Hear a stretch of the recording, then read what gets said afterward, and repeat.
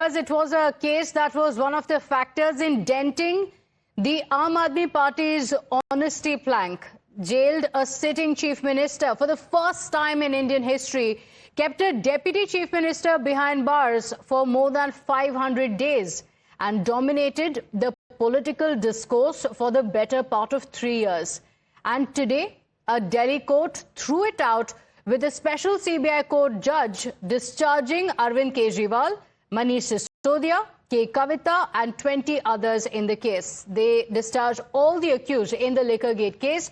The judge, in fact, didn't just stop at that. The judge also systematically dismantled the CBI's case, calling it conjecture-based, internally contradictory, predetermined in its approach and inconsistent with the rule of law. As the verdict came in, Arvind Kejriwal walked out of the court and broke down before the reporters. He reiterated that he is Kattar Imandar. His aide and former Delhi Deputy Chief Minister Manish Sisodia, who spent 17 months in jail, spoke of the pain of being called corrupt after a lifetime of honesty. पिछले कुछ सालों से Bharatiya Janata party जिस तरह से शराब घोटाला कर रही थी और हमारे ऊपर आरोप लगा रही थी, आज कोर्ट ने सारे आरोप खारिज कर दिए और जितने भी एक्यूज्ड थे सबको डिस्चार्ज कर दिया। हम हमेशा कहते थे सत्य की जीत होती है। हमें भारतीय न्याय प्रणाली पे भरोसा है। मैं जज साहब का बहुत बहुत शुक्रिया अदा करता हूं जिन्होंने हमारे साथ न्याय किया, सत्य की जीत हुई। मैं हमेशा कहता था कि भगवान हमारे साथ है। मोदी जी ने और अमित शाह जी ने मिल के आजाद भारत का सबसे बड़ा राजनीतिक षड्यंत्र रचा। आम आदमी पार्टी को खत्म करने के लिए आम आदमी पार्टी के सबसे बड़े 5 नेताओं को जेल में डाल दिया गया। यहां तक कि सिटिंग चीफ मिनिस्टर, जो आज तक भारत के इतिहास में कभी नहीं हुआ, सिटिंग चीफ मिनिस्टर को उसके घर से घसीटकर जेल में डाला गया और 6 महीने तक जेल में रखा गया। हमारे उप मुख्यमंत्री मनीष सिसोदिया जी, उनको लगभग 2 साल तक जेल में रखा गया। पूरा का पूरा फर्जी केस था। हमारे ऊपर कीचड़ फेंका गया। 24 घंटे टीवी चैनलों के ऊपर डिबेट चलते थे, खबरें दिखाई जाती थी केजरीवाल भ्रष्ट है, केजरीवाल भ्रष्ट है।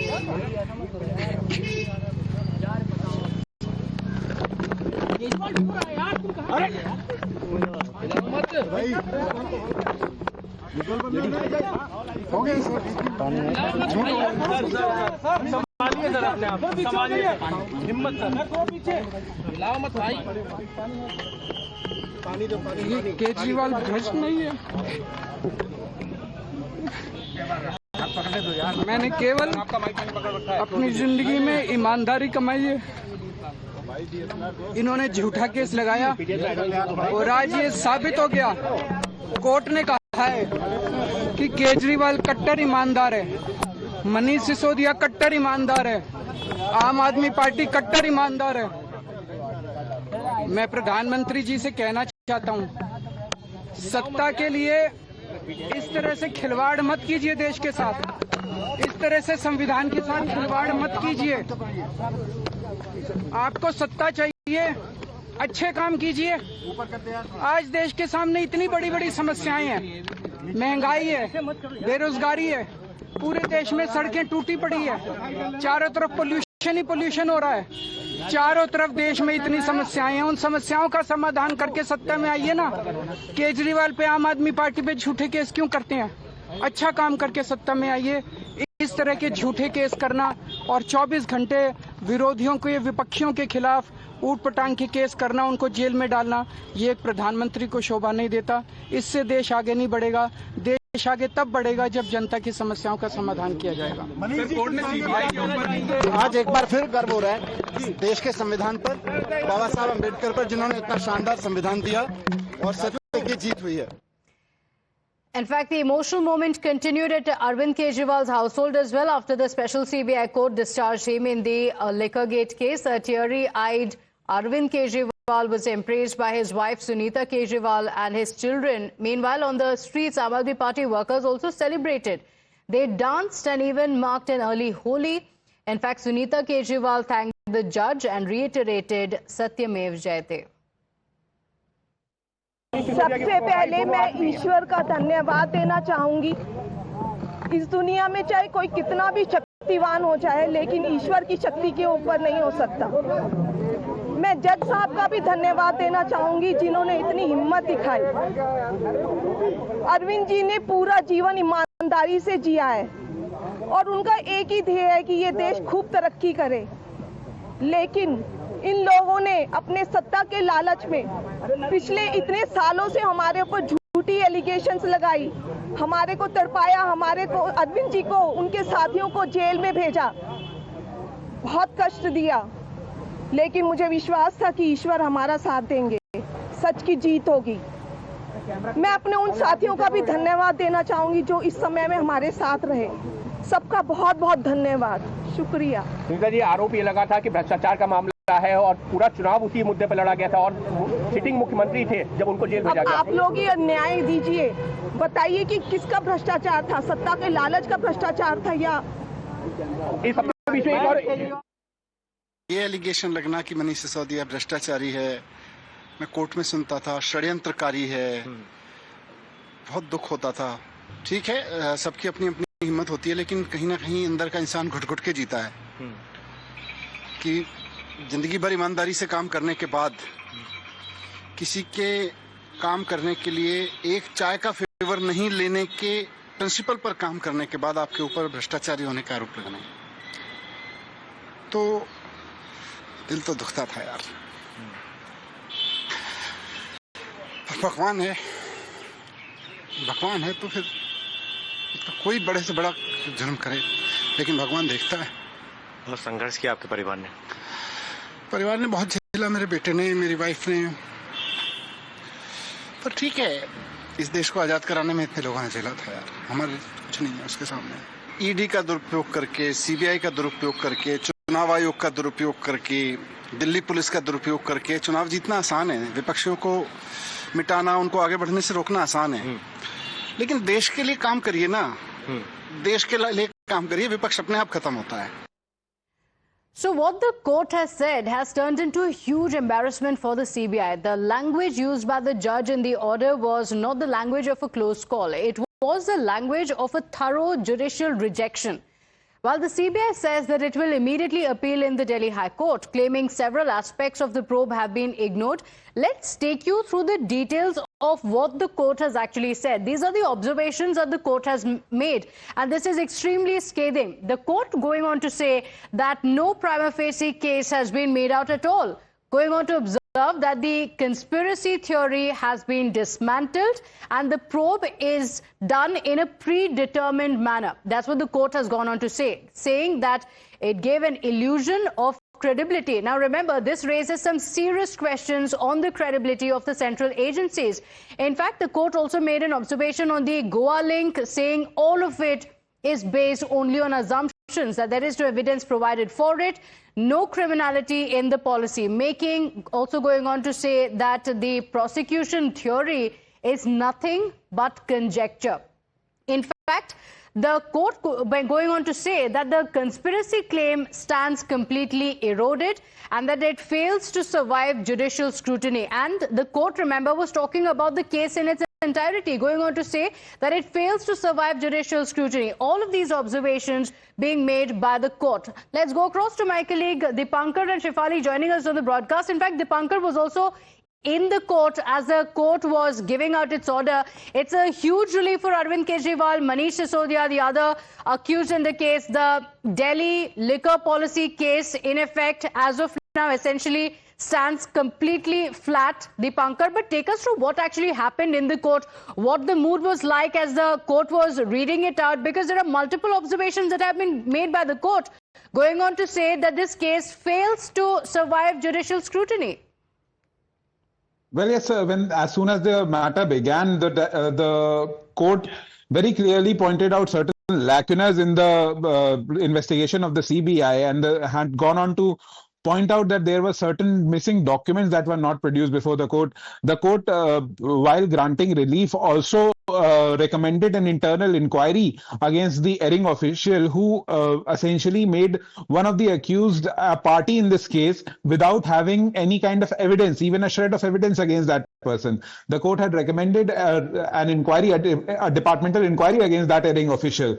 The court has gone on to observe that the prosecution case does not disclose even the threshold of a prima facie suspicion, far less than the grave suspicion that is mandated by the settled principle of criminal jurisprudence to proceed further with the trial in this entire case. So these were the observations when the court discharged all the 23 accused in this entire case.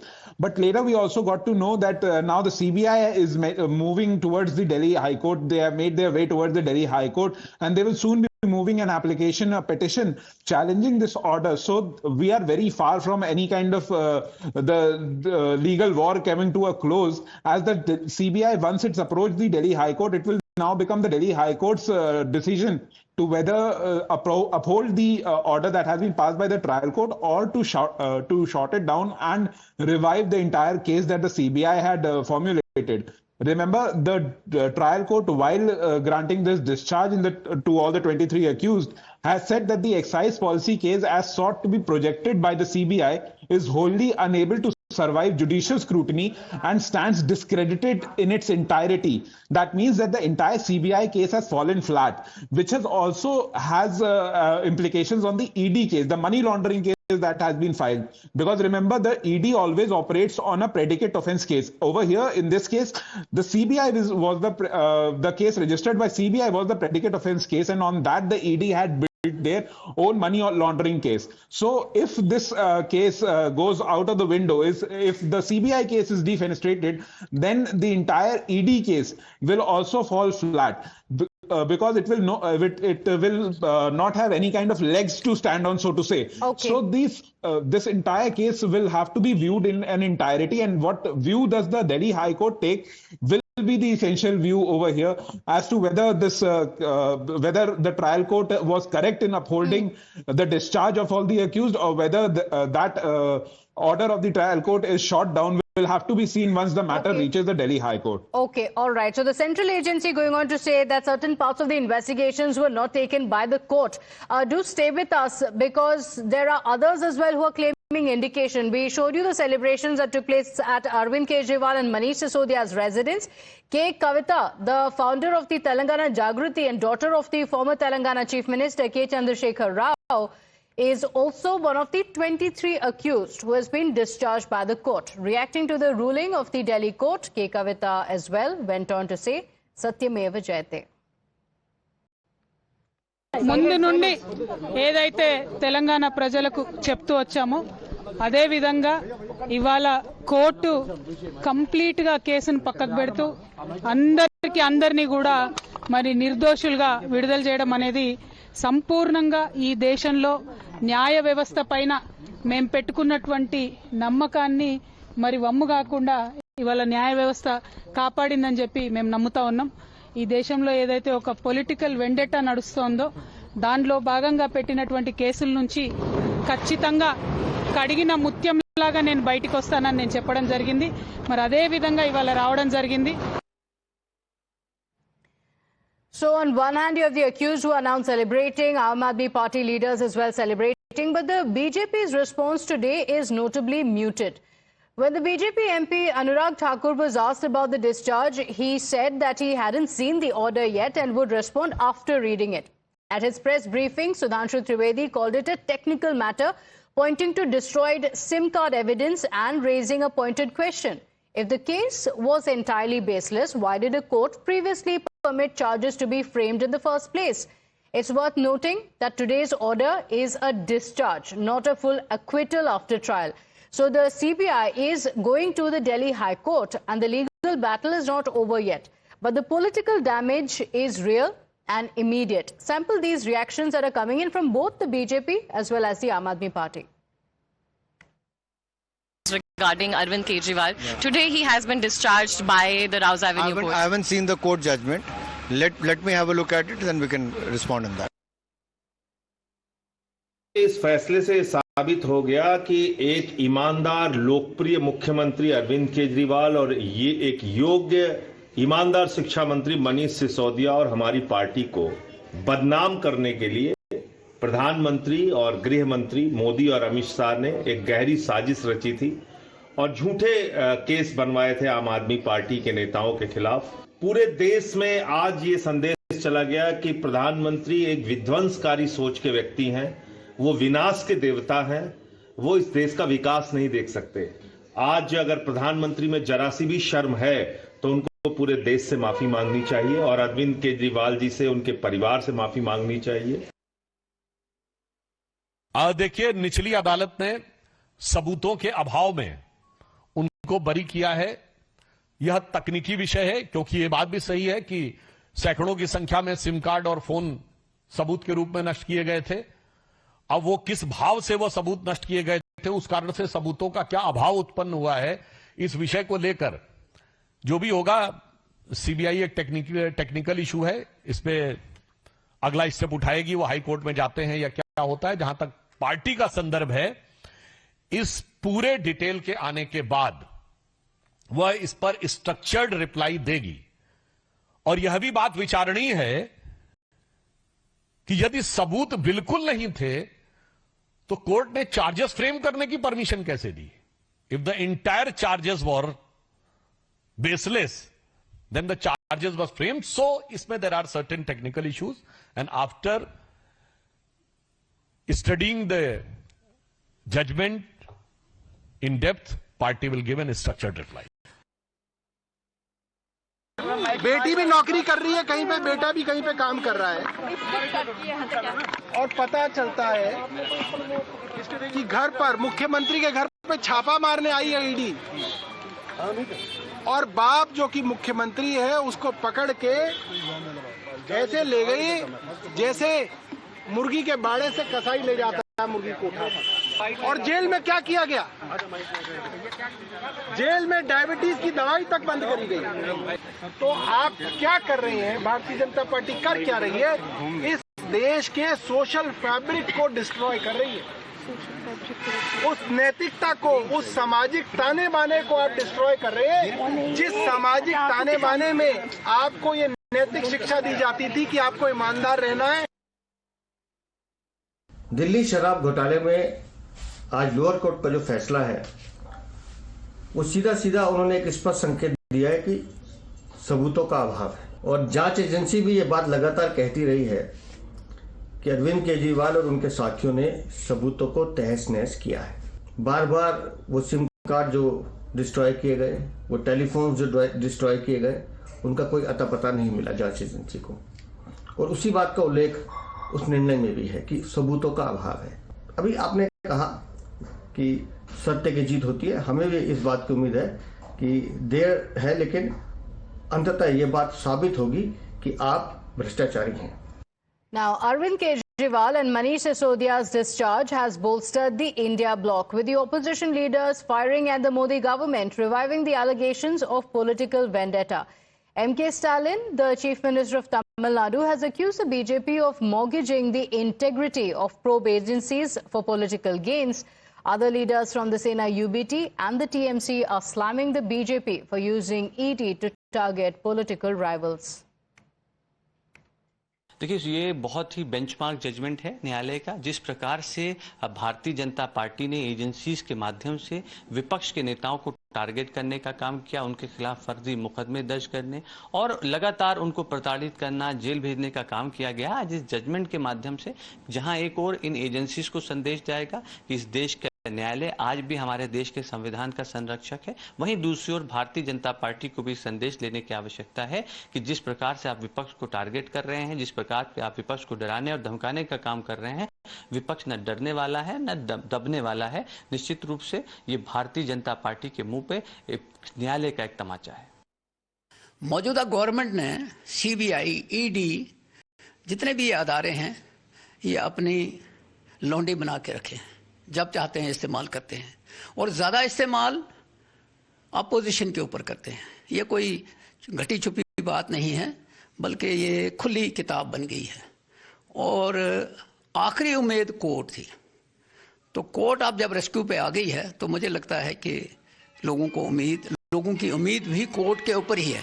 तो अब जजेस ने अगर ये समझना शुरू कर दिया है कि ईडी का इस्तेमाल, सीबीआई का इस्तेमाल और एजेंसीज का इस्तेमाल नाजायज तौर पे हो रहा है, तो ये इस पर रोक लगेगी और गवर्नमेंट को भी ये समझना चाहिए, सेंट्रल गवर्नमेंट को समझना चाहिए कि ये अदारे मिसयूज नहीं किए जाएं। But here is where the story takes an unexpected turn. While the India bloc is attacking the BJP, the Congress, the Aam Aadmi Party's most bitter rival in Punjab and Delhi, refused to join the celebration. And the reason that the Congress party has given is as sharp as it is cynical. Pawan Khera has accused the BJP of engineering the discharge, arguing that with Punjab and Gujarat elections approaching, the BJP wants to rehabilitate the Aam Aadmi Party. Let's cut across to the BJP reaction. जब से आम आदमी party के नेताओं के ऊपर भ्रष्टाचार के आरोप आए और पुख्ता सबूत के साथ आए, तब ये बात हमेशा आती रही कि ये लोग साक्ष्य मिटाने में बड़े माहिर हैं और ये साक्ष्य मिटाने की पूरी कोशिश करेंगे। इसके बावजूद उनको जो करना था वो करते रहे। आज एक निचली अदालत से जो भी आया है, कानून का तो जवाब, कानून तो कोर्ट में ही बात करेगा, लेकिन हम आपको कुछ बात जरूर बताना चाहते हैं। हम थोड़ा हैरान भी हैं, लेकिन हमें पूरा विश्वास है कि झूठ हारेगा और दोषी को सजा मिलेगी। भ्रष्टाचारी अरविंद केजरीवाल का सत्य सारी दिल्ली को पता है। उन बहनों को, माताओं को पता है जिनके बच्चों को शराबी बनाने की कोशिश की गई। उन गलियों को पता है जहां पर गलियों में शराब के ठेके खोलने के लिए सारे नियम कानून को ताक पे रख दिए गए। उन माताओं बहनों को पता है जहां शराब पीने की उम्र घटाकर शराब व्यापारियों, शराब माफियाओं के पक्ष में काम करती हुई दिख रही थी।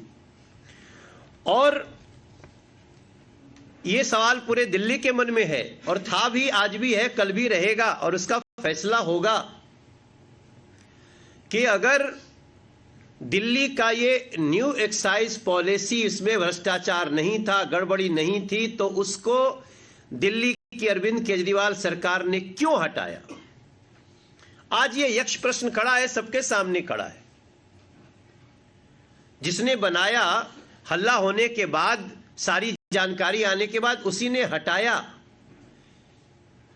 ये एक बहुत बड़ा साक्ष्य है। दूसरा, पहले सरकार को 12% कमीशन मिलता था एक्साइज में और 2% कमीशन बेचने वाले को मिलता था, लेकिन जस्ट उल्टा किया गया। अब 2% सरकार को मिलेगा और 12% शराब माफियाओं को मिलेगा।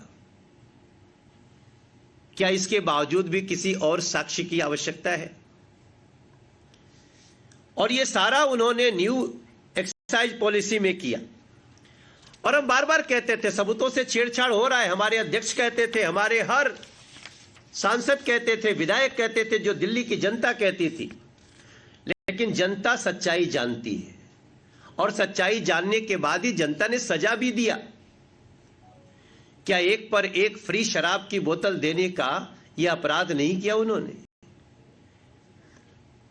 सर्वोच्च अदालत ने भी जमानतें ठुकराई। सर्वोच्च अदालत ने एक सीएम के रूप में इनको फाइल साइन करने के लिए भी रोका। वो साक्ष्यों का ही प्रभाव था। और यह बात मैं इसलिए आपसे कह रहा हूं कि आप सबने रिपोर्ट किया है, सबके पास रिपोर्ट है, साक्ष्य है कि इन्होंने शराब घोटाले में 173 फोन नष्ट किए। 173 फोन को नष्ट करना यह छोटा साक्ष्य नहीं होता है। और इसलिए आज अभी थोड़ी देर पहले सीबीआई का भी एक प्रेस कॉन्फ्रेंस हुआ है आप सबके सामने। सीबीआई उच्च अदालत में जा रही है।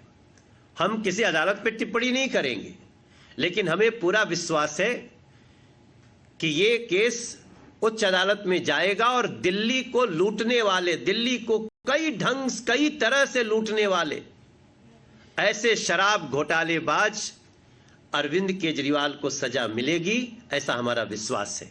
क्योंकि सीबीआई उच्च अदालत में जा रही है और इनकी आदत रही है, ये तो बेल मिलने पर भी डांस करते हुए आते हैं।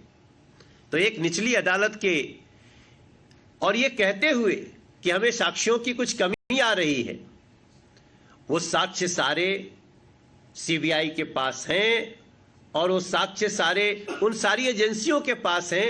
हमें पूरा विश्वास है कि ऐसे भ्रष्टाचारी को उच्च अदालत में सजा मिलेगी। धन्यवाद। आपके कोई प्रश्न? सर, कांग्रेस का ये कहना है कि सेंट्रल एजेंसीज यूज हो रही हैं इलेक्शन के लिए। अभी जब तमिलनाडु में इलेक्शंस होने हैं तो पीछे दमदम पे केस कर दिया, अरविंद केजरीवाल को डिस्चार्ज कर दिया है। वो कह रहे हैं कि जहां इलेक्शंस की बारी आ जाती है तो ये सिर्फ कांग्रेस को वीकन करने का एक तरीका है।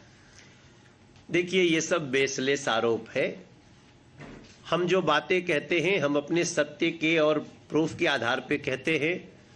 आज सही मायने में एजेंसी स्वतंत्र रूप से काम कर रही है और कांग्रेस जो जैसा करता है वैसा ही दूसरों को देखता है, वो ऐसा करते होंगे। वर्तमान में सारी एजेंसी स्वतंत्र हैं। और So destruction of evidence, that is what is being claimed by the BJP, saying that the legal battle still continues. With that, we're slipping into a short break here. We'll be